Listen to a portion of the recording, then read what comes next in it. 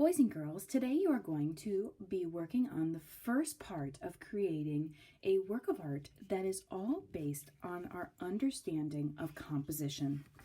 Last class, you worked on learning and practicing the 5 ways that we can create an interesting composition by including lots of emphasis.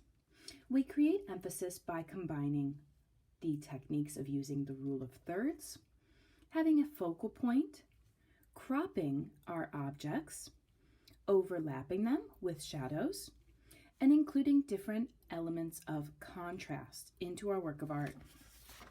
You practiced using these 5 ingredients to an interesting composition on this page, 2 of them landscape, 2 of them portrait, and you used this rule of thirds grid to place different objects in real life to line up where they fit within the picture. Let's take a look at how in my work of art I have included all 5 of those ingredients for an interesting composition.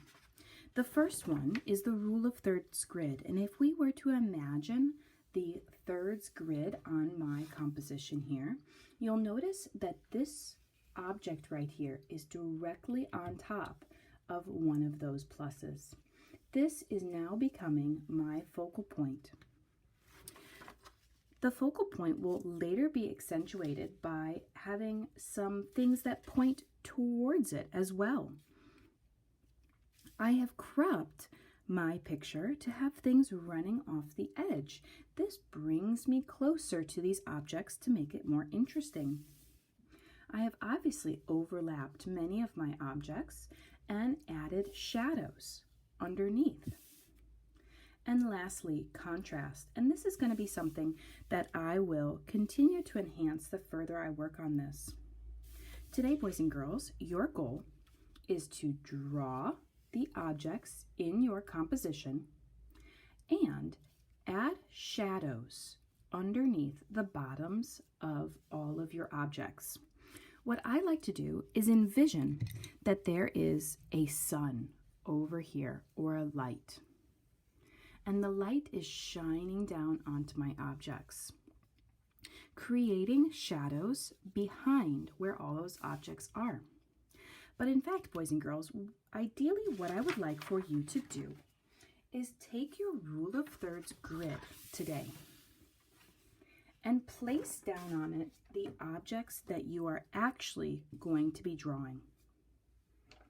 Creating that composition the same way that you had done when you practiced your drawing skills.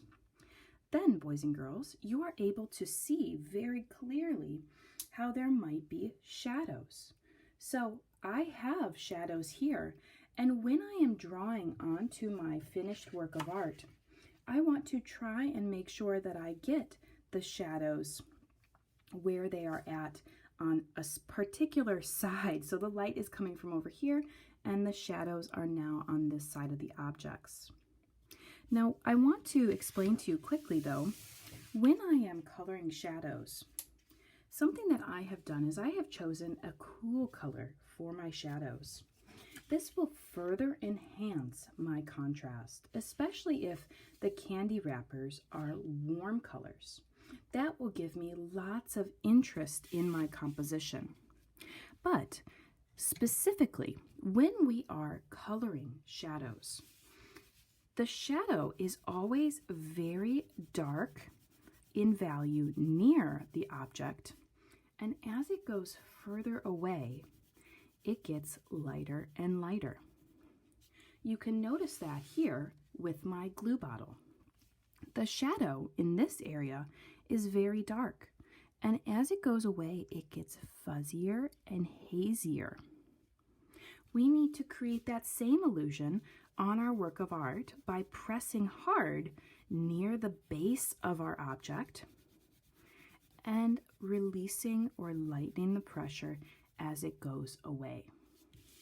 So you'll notice that on my objects, I have made sure to color really dark at the line of the object and let it fade, fade, fade as it goes away.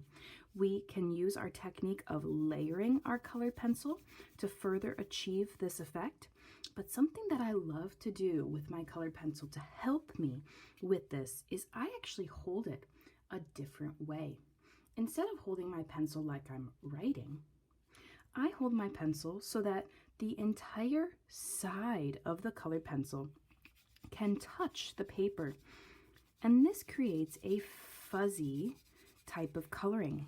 It would be very similar to us taking our crayon wrapper off and coloring on the paper with our crayon like this. So we can use the whole side of the colored pencil by holding it with our 4 fingers on the colored pencil and rubbing the entire side of it. So this can help create those shadow illusions. So boys and girls, today, all I'm needing you to do is draw your composition and then color the shadows.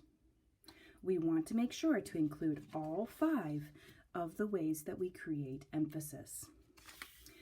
Next lesson, we will continue to color the whole rest of our pieces on our composition. So don't move on to that just yet. I will give you some more instructions on that next cycle. All right, boys and girls, I can't wait to see the in-process work of art that you're going to upload to Artsonia. Even though this work of art is not completed yet, I still want to see you upload a photo so that we can work on the process of it together. All right, boys and girls, happy creating.